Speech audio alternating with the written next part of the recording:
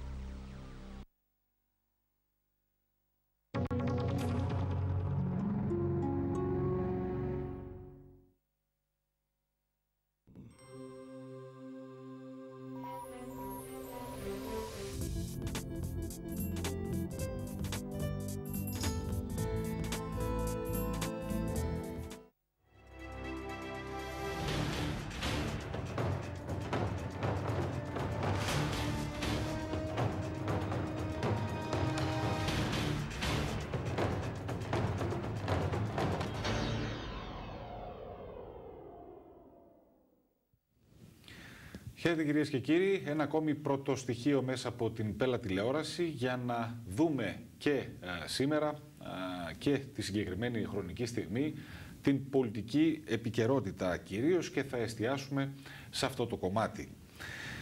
Στο πρώτο στοιχείο σήμερα καλεσμένος στο στούντιο της Πέλα τηλεόρασης, βεβαίως πάντα την εκπομπή πρώτο στοιχείο προσφέρει όπως είδατε και στην αρχή της εκπομπής όπως βλέπετε και στη διάρκεια η Action Τεχνική ΑΕ και ευχαριστούμε πάρα πολύ τους χορηγούς μας γι' αυτό.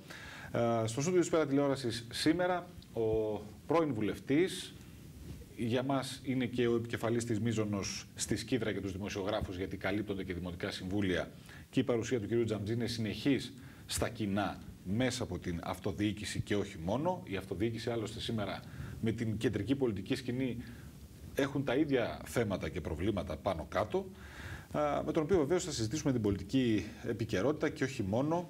Κύριε Τζαμτζή, σας ευχαριστώ για την παρουσία σας εδώ απόψε. Νομίζω ότι θα έχουμε μια ενδιαφέρουσα συζήτηση όσο συνηθίζεται. Εγώ να ευχαριστήσω εσάς, να πω καλησπέρα σε όλους τους τηλεθεατές μας και βεβαίως να ευχηθώ μια αποδοτική και γεμάτη με επιτυχίες καινούργια περίοδο δική σας στην Πέλα τηλεόραση. Να είστε καλά.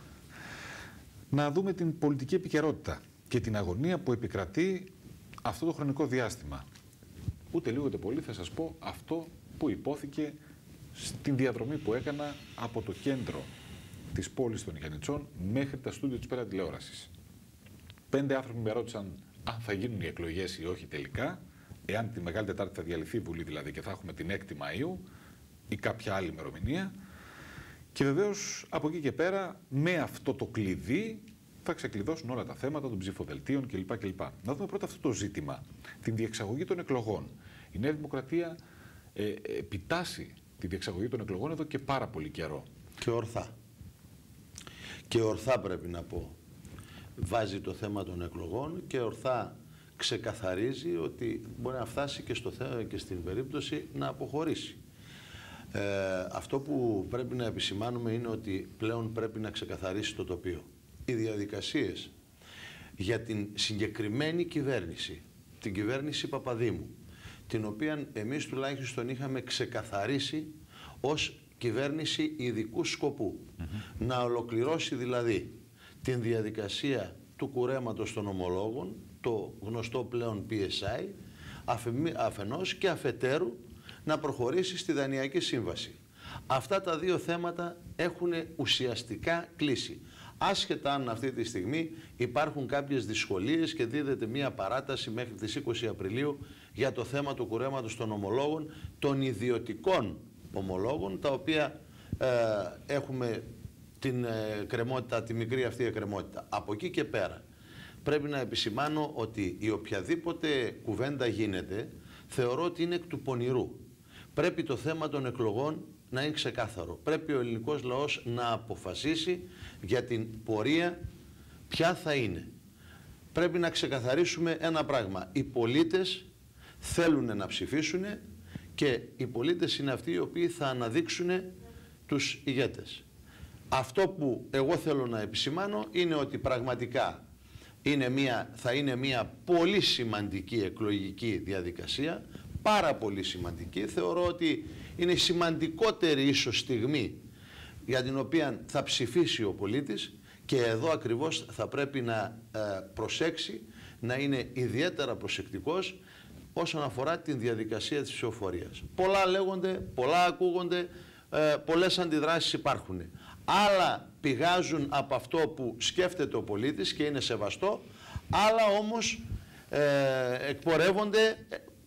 εκπορεύονται από κάποια κέντρα τα οποία σκέφτονται έτσι ή αλλιώς. Και αυτό που θέλω να πω με μία κουβέντα είναι ότι είναι σεβαστό το να λέει ένας πολίτης ότι θέλω να ψηφίσω μικρό κόμμα, θέλω να ψηφίσω το Α ή το Β.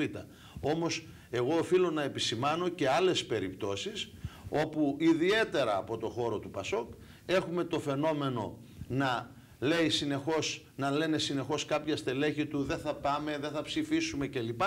Αλλά αυτό γίνεται εκ του πονηρού, διότι θα πάνε να ψηφίσουν και στόχος τους είναι να μην πάνε οι νεοδημοκράτες να ψηφίσουν. Και αυτό οι νεοδημοκράτες πρέπει να το προσέξουν ιδιαίτερα. Ο πολίτης πρέπει να μην παρασυρθεί από τέτοιου είδους φωνές. Κάνατε και ένα διαχωρισμό μέσα σε αυτή την πρώτη άποψή σας.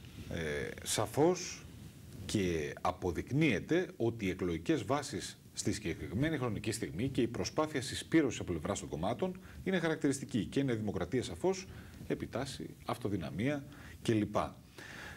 Το ζήτημα της αυτοδυναμίας θα ήθελα πρώτα απ' όλα, εάν μπορεί να τα καταφέρει η Νέα Δημοκρατία σε κάτι τέτοιο, και σε ένα δεύτερο σημείο να δούμε λίγο αυτόν τον διαχωρισμό που κάνατε. Δηλαδή, ο κόσμος σήμερα και κυρίως οι νέοι άνθρωποι, πιστεύετε ακόμη ότι πιστεύουν σε ένα πράσινο ή μπλε ή είναι κάπου στη μέση και τελευταία στιγμή μπορεί να διαλέξουν ανάλογα? Είναι ένα λεπτό σημείο. Οπωσδήποτε. Γιατί αυτές οι εκλογές είναι τελείως διαφορετικές από όλες τις άλλες. Οπωσδήποτε. Πρώτα απ' όλα το θέμα της αυτοδυναμίας. Στόχος μας είναι η αυτοδυναμία και το έχουμε ξεκαθαρίσει. Ναι. Και πιστεύουμε ότι πρέπει να δοθεί η αυτοδυναμία στη Νέα Δημοκρατία για να μπορέσει να εφαρμόσει ένα πρόγραμμα που θα έχει στόχο την ανάπτυξη του τόπου. Δεν μπορεί να συνεχιστεί η κατάσταση αυτή με τις οριζόντιες μειώσεις σε μισθούς, συντάξεις και στο χτύπημα γενικότερα του ιδιωτικού τομέα. Πρέπει να γίνει κατανοητό ότι στόχος της δικής μας κυβέρνησης, πρωταρχικός στόχος, θα είναι αφενός μεν να στηρίξει την ανάπτυξη στον τόπο, να ανοίξει το διάδρομο, να διευκολύνει τις διαδικασίες για να μπορέσει να προσελκύσει κεφάλαια και να υπάρξει ανάπτυξη στον τόπο, γιατί μέσα από τη διαδικασία της ανάπτυξης θα υπάρξει και εργασία, θα υπάρξει μεγάλωμα της πίτας. Όσο μικραίνει η πίτα, τόσο φτωχαίνει ο Έλληνας. Και αυτό είναι ξεκάθαρο. Πρέπει να ξεκαθαρίσουμε στον κόσμο δύο πράγματα. Καταλαβαίνουμε πολύ καλά την κατάσταση στην οποία βρίσκεται. Πάρα πολύ καλά. Και είμαστε ιδιαίτερα προσεκτικοί σε οτιδήποτε λέμε. Και συμφωνούμε απόλυτα στο ότι όλοι, από τον πρόεδρο της Δημοκρατίας μέχρι τον πολίτη της Πέλας, να συνεισφέρουμε όλοι για να μπορέσουμε να στηρίξουμε τη χώρα μας. Από εκεί και πέρα, αυτό το οποίο έχει γίνει προσπάθεια να διαστρεβλωθεί και ουσιαστικά γυρίζει μπούμεραγκ σε αυτούς οι οποίοι το λένε, είναι ότι απειλεί ο Σαμαράς ότι θα πάμε σε αλλεπάλληλες εκλογικές διαδικασίες. Δεν έχει πει ο Σαμαράς κάτι τέτοιο. Ο Σαμαράς αυτό που είπε και ξεκαθάρισε είναι ότι εάν δεν υπάρξει δυνατότητα συνεννόησης μετά τις εκλογές μεταξύ των κομμάτων, εάν δεν υπάρξει αυτοδυναμία στη Νέα Δημοκρατία, πρώτα απ' όλα, τότε θα υπάρξει ανάγκη να πάμε σε δεύτερη εκλογική διαδικασία. Και δεν νομίζω κανείς να το αμφισβητεί αυτό το πράγμα. Από εκεί και πέρα, κοιτάξτε, σήμερα υπάρχει μια πολύ μεγάλη γκάμα, πολύ μεγάλος αριθμός κομμάτων τα οποία θα ζητήσουν την ψήφο του ελληνικού λαού. Δικαίωμα του καθενός είναι να φτιάξει ένα κόμμα και να πει οτιδήποτε.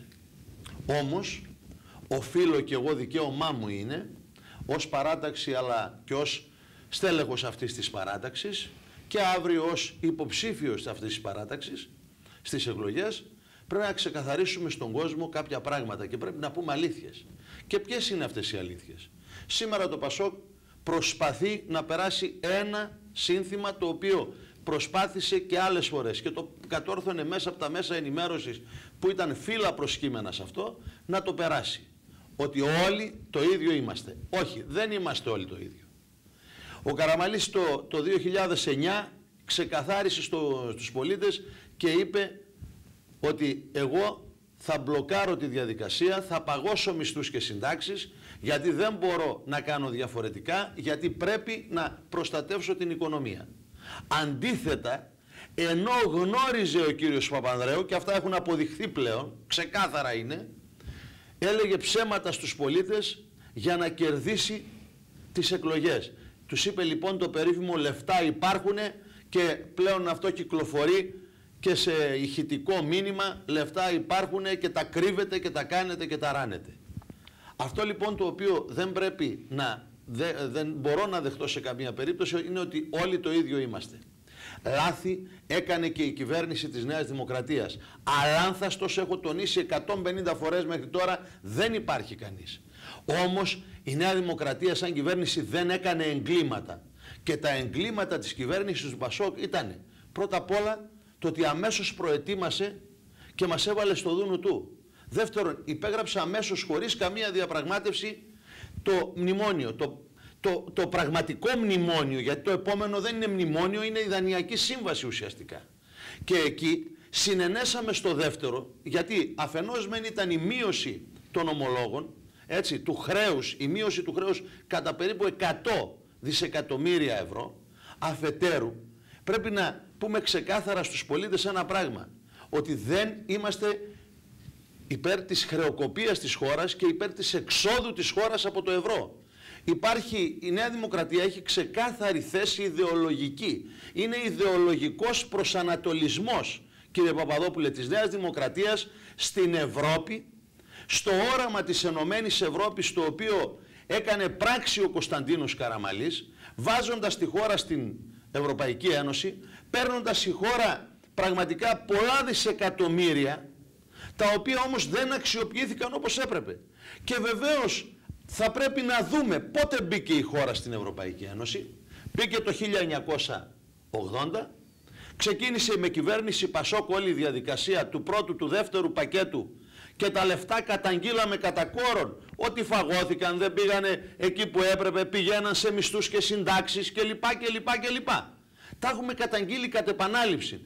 Και εδώ βεβαίως έγινε το μεγάλο πανηγύρι και δεν υλοποιήθηκαν αυτά τα οποία έπρεπε να γίνουν. Όλα αυτά όμως αποτελούν ένα παρελθόν το οποίο πρέπει να το έχουμε υπόψη μας για να ξέρουμε τι λέμε μπροστά μας. Και αυτό που εννοώ είναι ένα, ότι δεν μπορεί να λέει το ΠΑΣΟΚ όλοι το ίδιο είμαστε. Από εκεί και πέρα έρχομαι σήμερα σε κάποια κόμματα τα οποία λένε και τάζουνε. Πρέπει να ξεκαθαρίσουμε ένα πράγμα. Η Νέα Δημοκρατία είναι ιδιαίτερα φιδωλή και ιδιαίτερα προσεκτική στο τι λέει στον πολίτη. Εάν εξαιρέσω τις αναφορές τις οποίες έχει κάνει ήδη ο Αντώνης ο Σαμαράς, ο πρόεδρος μας, αφενός μεν για τη στήριξη των συνταξιούχων μέχρι τα 600 ευρώ, αφετέρου κάποιες συγκεκριμένες παρεμβάσεις, τις οποίες όμως αιτιολογεί η Νέα Δημοκρατία από πού και με ποιον τρόπο θα αναπληρωθούν αυτά τα λεφτά. Δεν μπορεί να λέμε παραμύθια στον πολίτη. Κάθισα και διάβασα το πρόγραμμα των ανεξάρτητων Ελλήνων. Το ερώτημα που μπαίνει αμέσως σε όποιον διαβάσει είναι ότι δεν μπορεί να υπόσχεσαι αυτά τα πράγματα αν δεν αιτιολογήσεις από πού θα βρεις τα χρήματα για να δώσεις τα λεφτά αυτά σε αυξήσεις μισθών, σε παρεμβάσεις, σε στήριξη των στρατιωτικών, των σωμάτων ασφαλείας του ενός του άλλου κλπ. Όλα αυτά απαιτούν χρήματα. Δεν μπορούμε λοιπόν να λέμε ελαφρά την καρδία απλά για να προσελκύσουμε κόσμο, να του λέμε έλα και εμείς θα κάνουμε αυτά, αυτά και αυτά. Πρέπει να αιτιολογεί πλέον ο καθένας. Δεύτερον, ακούω Χρυσή Αυγή. Εντάξει, θα πρέπει να ξεκαθαρίσουμε. Χρυσή Αυγή γιατί? Για να χτυπήσουμε τον δικομματισμό? Είναι το πρώτο ερώτημα. Και πολλοί θα απαντήσουν ναι. Χρυσή Αυγή γιατί? Ξέρουμε καταρχήν τι είναι η Χρυσή Αυγή? Εγώ από τον καιρό που ήμουνα στην νεολαία στην ΟΝΕΔ έδινα ιδεολογικές μάχες και είχαμε σοβαρότατες αντιπαραθέσεις τότε με το ΕΝΕΚ. Γιατί η Χρυσή Αυγή δεν υπήρχε. Υπήρχε όμως το ΕΝΕΚ. Σήμερα είναι η Χρυσή Αυγή, η οποία αντιπροσωπεύει τον εθνικοσοσιαλισμό, για να ξέρουμε τι λέμε. Δηλαδή, την θεωρία του Χίτλερ. Βλέπω πολλές φορές, και εγώ αλλά το έχουν δει κι άλλοι, να χαιρετάνε χιτλερικά. Τι είναι αυτό που θέλουμε δηλαδή? Μην μπερδεύουν οι συμπατριώτες μου, και το λέω με πλήρη γνώση του τι λέω, τη Χρυσή Αυγή με την ΕΠΕΝ. Δεν είναι τα ίδια πράγματα. Ακούω πολλές φορές εύκολα να λέει Χρυσή Αυγή. Τι είναι όμως η Χρυσή Αυγή? Και τι εκπροσωπεί? Θέλουμε απλά να πετάξουμε την ψήφο μας? Φανταζόσασταν ποτέ, κύριε Τζαντζή, όμως να βλέπετε δύο κυρίες σε ένα ATM και να φυλάσσονται αντί από έναν αστυνόμο από εκπρόσωπο της Χρυσής Αυγής? Ακούστε, χειρότερος λαϊκισμός όμως και από αυτό το πράγμα δεν υπάρχει. Βεβαίως και υπάρχουν προβλήματα και έχουμε ευθύνες για το τι μέλη γενέστε. Εδώ θα πρέπει όμως να αποδίδουμε και τις ευθύνες. Το θέμα των λαθρομεταναστών είναι ένα πολύ σημαντικό θέμα. Και αυτό το οποίο κάνουν ομάδες της Χρυσής Αυγής είναι σε περιοχές που υπάρχει οξύτατο πρόβλημα με λαθρομετανάστες, π.χ. Φερρυπίν στον Άγιο Παντελεήμονα Αττικής, να συνοδεύουν κυρίες στην Λαϊκή ή οπουδήποτε αλλού. Εντάξει, νομίζω ότι το καταλαβαίνει κανείς ότι είναι λαϊκισμός εσχής του μορφής. Από εκεί και πέρα όμως δεν μπορούμε να κλείσουμε τα μάτια στο πρόβλημα της λαθρομετανάστευσης. Ναι, αλλά παρά τις ενέργειες που έχουν γίνει μέχρι σήμερα και μέσα από τη διαδικασία την οποία ξεκινήσαμε εμείς σαν Νέα Δημοκρατία, σε συνεργασία με την Ευρωπαϊκή Ένωση, να μπορέσουμε να κάνουμε ό,τι καλύτερο μπορούμε για να μπορέσουμε να περιφρουρήσουμε τα θαλάσσια σύνορά μας αλλά και τα χερσαία, πρέπει να επισημάνουμε κάποια πράγματα. Σήμερα 510 σύνοριοφύλακες είναι στην Αθήνα. Το κατήγγειλα αυτό και κατά το παρελθόν, το 2004. Το είχα καταγγείλει, ήταν υπουργός τότε ο Χρυσοχοΐδης. Το κατήγγειλα και τότε ότι δεν μπορεί να κάθονται αυτοί εδώ μέσα. Πράγματι μετακινήθηκαν, ράναν, παραμένουν σήμερα ως πάλι 500 άνθρωποι στην Αθήνα. Δεν μπορεί να παραμείνουν στην Αθήνα πλέον, πρέπει να βγουν έξω. Εκεί που χρειάζεται, στα σύνορα στον Εύρο, στα σύνορα τα θαλάσσια, στις περιοχές αυτές όπου χρειάζεται. Δεύτερον, καταργήθηκαν, κάποτε υπήρχαν εδώ οι ΕΦΙΕΣ, οι οποίοι θα μπορούσαν να καλύψουν τα βόρεια σύνορά μας, γιατί και από εκεί μπαίνουν λαθρομετανάστες. Πρέπει να γίνει κατανοητό ότι εμείς έχουμε πραγματικά πολύ μεγάλη γραμμή συνόρων και βεβαίως έχουμε και θάλασσα από όπου μπορεί να έρθει οποιοσδήποτε. Όμως καταργήσανε το ΠΑΣΟΚ, κατήργησε τους ΕΦΙΕΣ και το είπαμε τότε, κατά κόρον τονίσαμε ότι είναι λάθος αυτό το πράγμα, διότι μπορούσαν οι άνθρωποι αυτοί σε περιοχές όπου υπάρχουν διάδρομοι, π.χ. στην Αλμοπία επάνω, υπάρχουν διάδρομοι, είναι γνωστό στους ανθρώπους. Πρέπει αυτά να ασφαλιστούν τα σημεία. Από εκεί και πέρα, οι λαθρομετανάστες θα πρέπει να ξεκαθαρίσουμε τι θέλουμε για αυτούς. Ο νόμος Ραγκούση, κύριε Παπαδόπουλε, λειτουργήσε ως το σημείο, ως μαγνήτης για ανθρώπους οι οποίοι θέλαν να περάσουν στην Ευρώπη. μέχρι Αλγερινοί οι οποίοι δεν μπορούσαν να περάσουν στη Γαλλία έχουν κάνει τον κύκλο, τα στοιχεία υπάρχουν αυτά και αυτό λένε, έχουν κάνει τον κύκλο από Αίγυπτο γύρω-γύρω μέχρι την Τουρκία για να περάσουν στην Ελλάδα, για να προχωρήσει η διαδικασία για αυτούς και να μπορέσουν να φύγουν αύριο να πάνε στην Ευρώπη. Ο στόχος τους είναι εκεί. Αυτός είναι ο στόχος τους. Πρώτον λοιπόν η Ευρώπη θα πρέπει να στηρίξει την προσπάθειά μας αυτή χωρίς τσιγκουνιές και σε χρήμα, αλλά και σε οποιαδήποτε διαδικασία απαιτείται θα πρέπει να υπάρξει στήριξη. Αυτό εμείς το επιδιώξαμε μέσα από την Frontex που δημιουργήθηκε την περίοδο αυτή και πραγματικά έγινε πολύ καλή δουλειά η οποία όμως δεν συνεχίστηκε. Ακούμε εδώ και 1,5 χρόνο ότι θα μπει φράχτης στον Εύρο, τίποτα όμως στην ουσία δεν έχει κάνει ακόμα, θα ξεκινήσει αυτό το πράγμα. Λοιπόν, και από εκεί και πέρα πρέπει να ξεκαθαρίσουμε και ένα πράγμα. Σήμερα στην Πέλα ορίζεται το στρατόπεδο της Σκύδρας ως στρατόπεδο υποδοχής των λαθρομεταναστών. Αυτό είναι σημαντικό. Ακούω λοιπόν, επειδή η θέση δική μου ήταν όχι, και θα εξηγήσω τη θέση μου, και επειδή ήμουν αυτός ο οποίος αντέδρασε και πριν από 1,5 χρόνο περίπου, 11 Πρώτου του 2011, 11 Ιανουαρίου, κατέθεσα επιστολή στο Δήμο της Σκύδρας, στο Δημοτικό Συμβούλιο, ζητώντας να συζητηθεί προημερησίας διατάξεως, η πληροφόρηση και οι διαρροές που υπήρχαν για δημιουργία στρατοπέδου φύλαξης λαθρομεταναστών στη Σκύδρα. Νωρίς. Πριν από 1 χρόνο και. Με την ανάληψη. Τότε λοιπόν είπα εκεί στο Δήμαρχο και στο Δημοτικό Συμβουλίο ότι αφενός πρέπει να πούμε ξεκάθαρα όχι, αφετέρου πρέπει να κάνουμε και κάτι ακόμη. Να ζητήσουμε από το Υπουργείο Εθνικής Άμυνας να μας παραχωρηθεί πλέον το στρατόπεδο της Σκύδρας. Είναι χώρος τον οποίο παραχώρησε η κοινότητα Σκύδρας κάποτε για να δημιουργηθεί το στρατόπεδο, και ταυτόχρονα να προτείνουμε και στο Υπουργείο Εθνικής Άμυνας την δημιουργία ενός σχήματος συνεργασίας μεταξύ του Υπουργείου και του Δήμου Σκύδρας, ούτως ώστε να αξιοποιήσουμε το χώρο. Μάλιστα, εγώ σαν επικεφαλής του συνδυασμού Νέα Αρχή στο Δήμο της Σκύδρας, είχαμε καταθέσει μία πρόταση όπου έλεγε δημιουργία διαδραστικού κέντρου ανάδειξης της ιστορίας της χώρας μας και ιδιαίτερα της Μακεδονίας στον χώρο αυτό, με χώρους αθλοπαιδιών, με χώρους υποδοχής κλπ.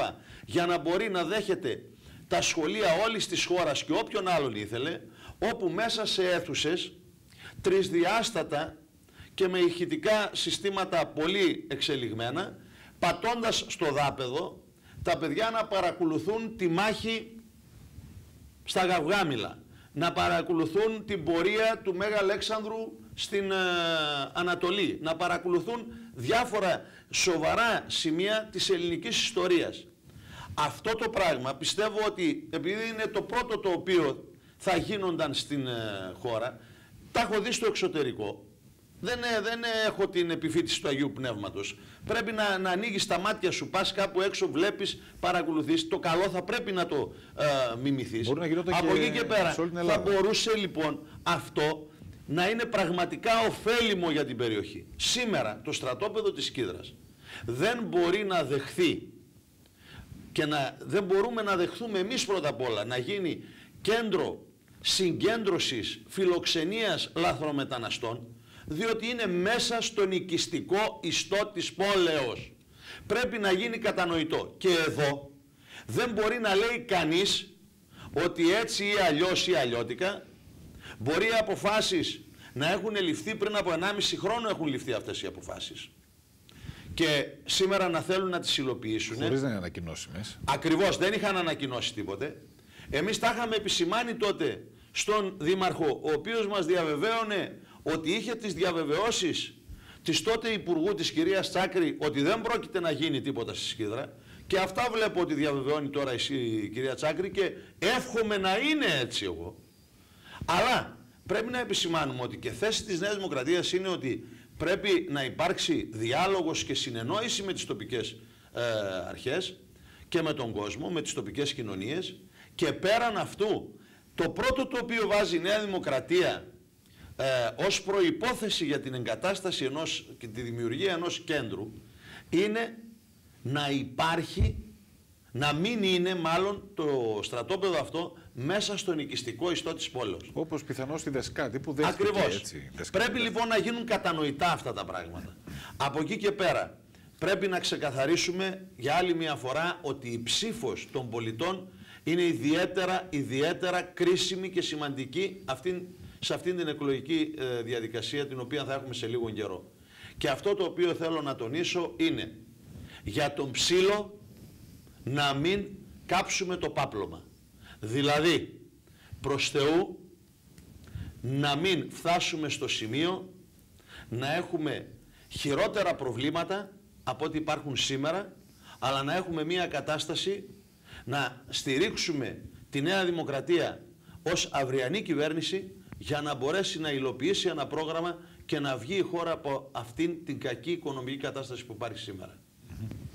Αυτό όλο το πλαίσιο το οποίο είδαμε μέχρι αυτήν την στιγμή δημιουργεί, παραμένει βέβαια, παραμένω και επιμένω στο ερώτημα όσον αφορά τους νέους, γιατί ερχόμενοι στην Πέλλα θα δούμε ένα νομό που για μία ακόμη φορά είναι στη λίστα των νομών που η ανεργία είναι σε υψηλά επίπεδα.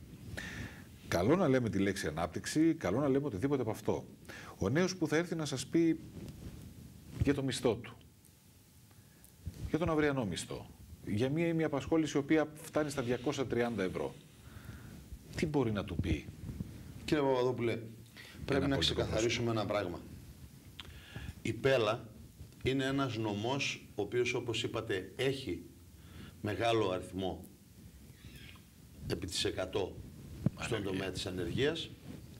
Όλη η Κεντρική Μακεδονία το αντιμετωπίζει αυτό το πρόβλημα, αλλά η Πέλλα είναι ένας νομός κατεξοχήν αγροτικός.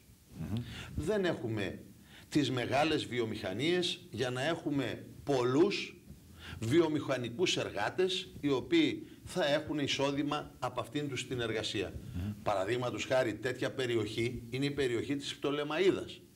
Είναι η περιοχή της Κοζάνης, όπου υπάρχουν τα εργοστάσια εκεί και δουλεύει πάρα πολλοί κόσμος εκεί. Εμείς δεν έχουμε αυτήν την τύχη. Έχουμε αφενός με τον αγροτικό τομέα, αφετέρου έχουμε έναν πολύ όμορφο νομό και προσπαθούμε μέσα από τον τουρισμό, μέσα από τον αγροτουρισμό κλπ. Την ανάδειξη όλων αυτών των σημείων και την ανάδειξη ταυτόχρονα και των αρχαιολογικών χώρων που έχουμε, να φέρουμε κόσμο στο νομό. Αυτά πρέπει να συνεχίσουν να γίνονται. Πρέπει ο νομός μας να εντείνει ακόμα περισσότερο τις προσπάθειες για την ανάδειξη όχι μόνο του φυσικού κάλους που έχει, όχι μόνο την ανάπτυξη του ιαματικού τουρισμού που για μεν τα λουτρά του Πόζαρ, τα λουτρά Λουτρακίου στην Αριδαία είναι σε έναν πολύ καλό βαθμό, αλλά πρέπει ταυτόχρονα να δούμε τι θα κάνουμε με τα λουτρά του Λουτροχωρίου, που είναι αναγνωρισμένες ιαματικές οι πηγές, είναι αναγνωρισμένες από τον σύνδεσμο των ιαματικών πόλεων, και εκεί πρέπει να δούμε πώς θα αναπτύξουμε αυτές τις πηγές. Ταυτόχρονα πρέπει να δούμε, να αναδείξουμε και να αναπτύξουμε τον τουρισμό, τον αρχαιολογικό τουρισμό.